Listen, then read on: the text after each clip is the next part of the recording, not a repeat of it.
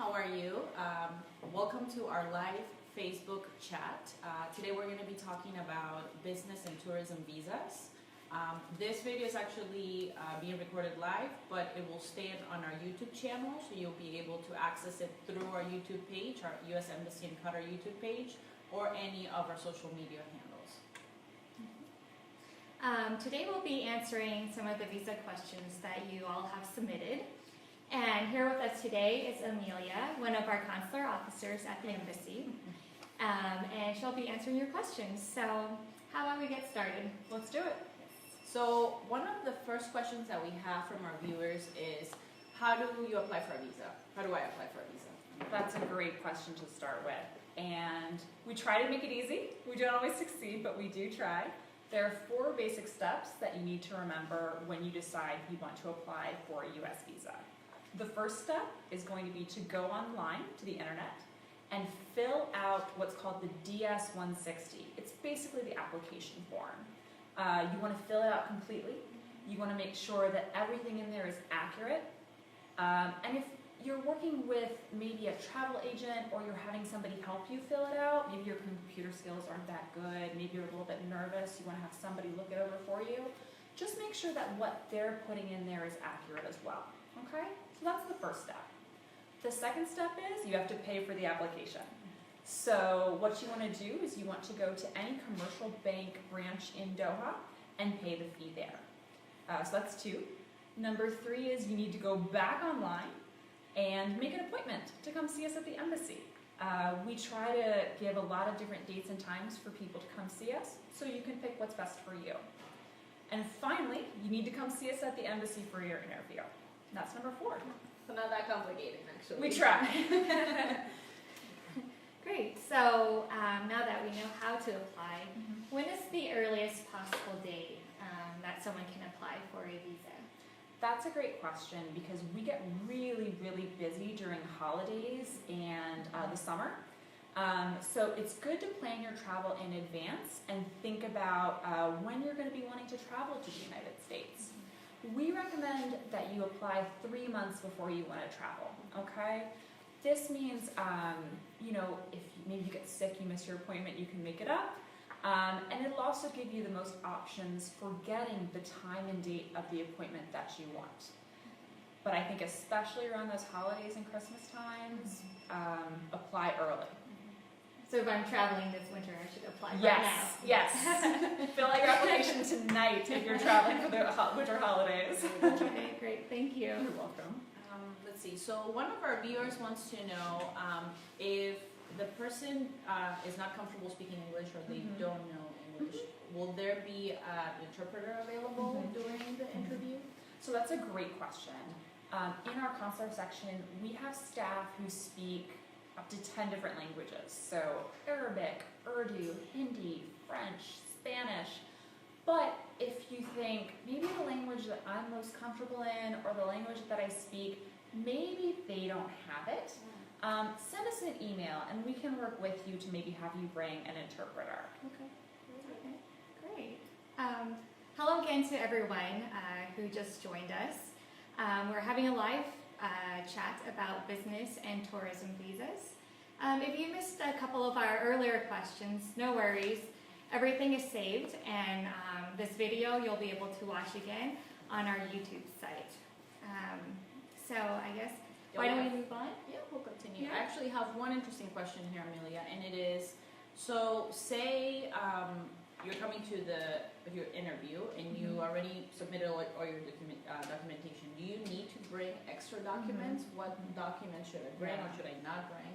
That's a great question, and we see people show up with the gamut. So people who come in with just their passport, and people who come in with binders full of documents. What I want to tell you, and this is a common myth, is that there's no magic document that if you have it, you're automatically going to get a visa. That said, there are some documents that you can consider bringing if they fit your circumstances. So for example, if you're employed, you could perhaps consider bringing a salary letter from your employer that explains how much money that you make. Or for example, if you're planning on going to the United States, maybe for medical treatment, you might want to consider bringing a note not only from your physician here, but maybe also a record of your hospital appointments in the United States. So just some things to think about. But like I said, there's no magic document that's automatically going to get you the visa. So our next question is, how long does it take to get a visa? That's one we get a lot as well. So if your application is approved, it usually takes about 2 days. So you would come see us for the interview, you'd get the great news that your application is approved, and then inshallah, 2 days later, you get a text message saying, congratulations, your passport and visa are ready to pick up. Now that said, sometimes there are cases where even if the officer intends to issue the visa, there's some additional processing that may be required. Every circumstance is different, and if you're one of those people, don't worry. The consular officer will explain it to you and give you a sheet as well that gives you additional contact information so that you can reach out and ask the status. Okay. So apply early, just in case. Yeah, that's going to be the mantra today, is apply early. Hashtag apply early. Yeah. That's how we here. Okay, so the next question that we got is, so could you talk a little bit about the reasons as to why a visa is denied? I know this is a very sensitive but very popular question. And it's also an important question to explain fully, because I think our laws are very strict, but I think that understanding them can provide a little bit of context. Right. So U.S. immigration law requires the consular officer to assume that the applicant is an intending immigrant until the applicant can prove otherwise. So that's a pretty heavy burden of proof.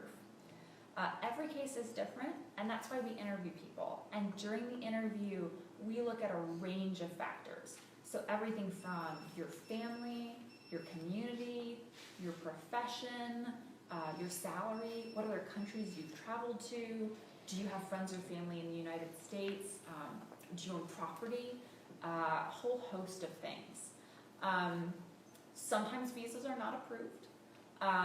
What I can tell you is that if your application is denied, we recommend that you don't apply again right away until you have a significant life change. So something that would give the consular officer a reason to reconsider those factors that we talked about that may have been the basis for your previous denial. So yeah, it's a tough question, but one we have to talk about. Thanks. So one of our viewers wanted to know if I already have a U.S. visa and it's in my old passport, but it's expired, and now I have a new passport. Do I need to apply for a new visa? This is a great question, and one that we get here in Qatar a lot, because sometimes visas are valid for longer than passports are. And I have good news for you. If you have a valid visa and an expired passport and your new passport, you are welcome to travel with both of them together, okay? So you have the valid visa and a valid passport, they're just not in the same place. That's okay, just put them both in your wallet and you're good to go. I will add one caveat. Sometimes when you get a new passport, if you've changed any of the information in that passport, so I'm not talking about the passport number, I'm talking about your date of birth, your place of birth, maybe a middle initial, maybe you've had a slight name change. If any of that information has changed, you will need to come and get a new visa. And you should also consider maybe bringing some information that would explain why that change in your biometric data has occurred. Like a marriage certificate, like if I got married and I changed my last name. Yeah, or a certificate of name change, if your family decided that they were going to make a name change. Maybe a corrected birth certificate if there's been a change in your place of birth. So something like that. Okay. And I guess just a follow-up question. Say I don't want to travel with two passports. I just want to carry a new passport. Are you able to transfer the old visa into my new passport? That's a great question. We don't transfer visas. So if you decide, if you're just a little bit nervous about traveling with both of them, I understand completely. You're welcome to go ahead and apply for a new visa that we would put in that new passport. What I would recommend that you do in that case is bring your old passport with the old visa in it, just so we can cancel it. Okay. Thanks. So one of our viewers submitted this question, and it is the following. So say my family is visiting me here in Qatar. Can they come to the embassy and apply for a visa? That's a great question, particularly when we have so many people from different countries living here in Qatar, and maybe their families want to come visit, and then you start planning a trip to Disney World. They're welcome to apply. But I would say that one thing to consider is that sometimes it can be a little bit harder to qualify for a visa if you're not applying in the country that you usually reside. You're welcome to apply at any consulate or embassy worldwide, but it's just something to take into consideration when you make that choice. Our next question is, if I'm filling out my application and I have some questions about the application process, or if I'm having trouble scheduling an appointment online, is there somebody who can help me with this? Yeah, so I'm not terribly tech savvy, so I would definitely be asking this question. If you have any issues with the application or scheduling an appointment, or you're just not sure where to begin, we have a dedicated call center that's for great people who are ready and willing to help you. They are open every single day from 7 a.m. in the morning to 7 p.m. at night. So if you check out our website, you can get their number and give them a call. They're happy to help. Oh, great. So another question that we have that's very popular that we got submitted a couple of times was, so say I am from a country that's affected by the presidential proclamation. Can I still come and apply for a visa? How does that work? So nationals from countries listed in the presidential proclamation are still welcome to apply for visas. What I would recommend doing in advance, though, is checking out our website that has a lot more information. Every case is different, and you might find something on the website that pertains to your particular case first. So just quickly, hi everyone again. If you're just joining us, we're having a quick Facebook live chat session here to talk with our consular officer, Amelia, about business and tourism visas. Just remember that if you didn't join us earlier, it's fine. This video is going to stay on our YouTube channel and also in our on our social media handles, so you'll be able to rewatch it as many times as you want. We'll continue asking and answering a couple of questions. And please feel free to also follow us and engage with us through social media. So Amelia, I have a couple more questions. All right, let's go. Actually, I'll pass it to Fanny first. All right. So this is a question that one of our viewers asked. Do I need an invitation from like a family member or a friend who's living in the United States? Do I need an invitation from them to apply for a visa or to visit the United States? So it's not required. This kind of goes back to the conversation that we had about documents. What documents do I need to bring? Is there any particular document that I have to have? And the answer is no. If your friend or relative wants to send you a nice invitation, that's great. You're welcome to bring it, but there's no guarantee that the consular officer will want to look at it. So our next question is, so can you tell us a little bit about the interview waiver? What is that? How does it work? So the interview waiver is our attempt to make sure that those who don't need to come in for an interview don't have to do so. So when you go online to make your appointment, there will be several different questions that you will be asked. Answer those correctly, and if you're qualified for an interview waiver, the computer will let you know. So for example, most of our interview waivers are available to people who have previously had visas that were issued here in Doha by our consular section, and those would have been visas that were good for 10 years. So if that's you, you might be in our target audience for interview waiver. Another big population group that we try to reach out and do interview waiver is children of those individuals who are already qualified for interview waiver. So again, if you've got a visa, it's good for 10 years, it was issued here in Doha, and you want to take your kids to the United States with you, it's likely that they're going to be eligible for interview waiver as well. But the best thing to do is just really pay attention to those questions when you're answering them in order to make your appointment, and they'll let you know if you're eligible for interview waiver. Good to know. Our next question is about emergencies. So, say an applicant needs to travel really soon, urgently, to the United States for an emergency. Is there a way for them to get a faster appointment and not have to wait a long time? So we do our best to always make sure that applicants have appointments open to them in the next day or two. That said, as we've talked about it a couple times, we get really busy during holidays and the summer, so sometimes we do have a bit of a longer wait time. When that happens, if your circumstances demand it, you are welcome to apply for an emergency appointment. If it's urgent medical travel, unplanned and surprise business travel, these are the sorts of things that may be qualified for an emergency appointment, okay? I do want to caution you though, if you've known about a trip for a very, very, very long time and just forgot to apply for the visa, that would probably not be eligible for an emergency appointment. The other thing that I want to remind people about emergency appointments is that all it does is it brings you in earlier for your interview.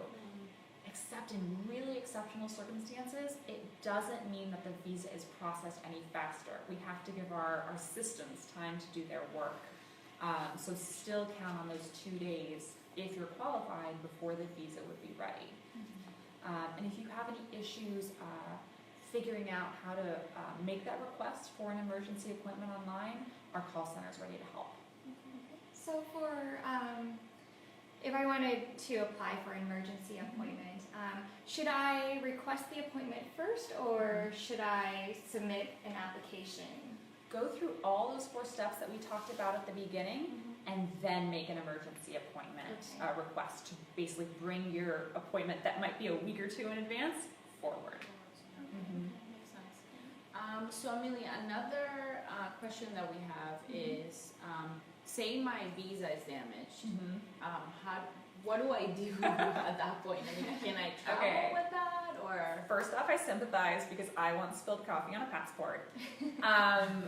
But the bad news is you're going to have to come in and apply for a new one with us. If you know you run it through the washer and dryer, or the dog chews it up, you're just going to have to apply for a new one with us. Sorry.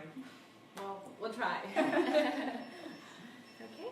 Our next one is, can I bring my domestic employee with me to the United States? Say I'm going to Disney World and I want to bring my nanny with me. That's a great question. You can. It's a little bit tricky. First off, your domestic employee would have to be qualified for a visa, just like you are. And second, they would have to have a valid contract that is good under U.S. labor law. And if you have more questions about that, you can check out our website. So I know we have a little bit of time still. So one question, and I know some people sometimes have this question, so let us answer to the best of your ability. Can you talk a little bit about the diversity visa? What is that like? Can you explain it a little bit? So the diversity visa, you're going to have to excuse me because I'm not an immigrant visa expert, but I'll try.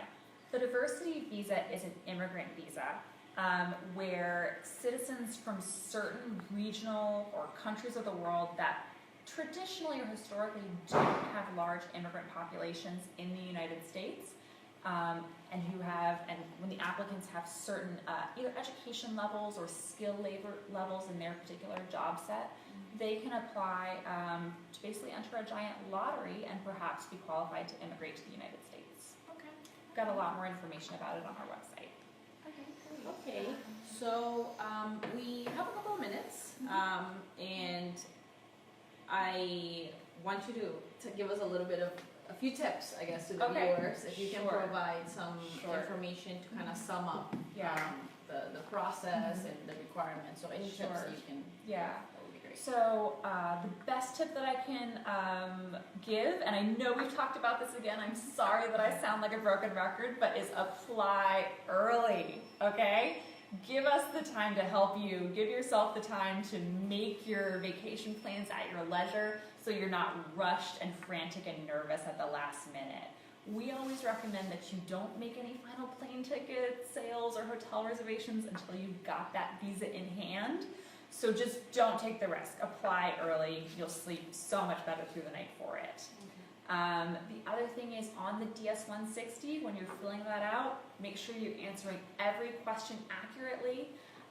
Sometimes we have cases where the DS-160 says unemployed, and we ask the applicant, well, what do you do? And they say, well, I run a bank. And it's like, that's amazing. You should have put that on your application. So just be sure to really take the time and make that application as good a reflection of you as you can. Okay. Very good. Well, thank you, Amelia, for all of this information. And I think that's it for our live chat about business and tourism visas.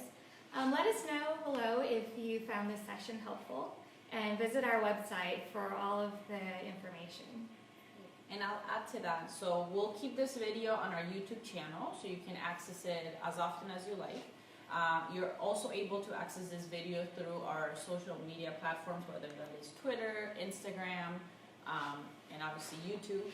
So please follow us, like us, subscribe to our videos, and we hope that you've enjoyed the session.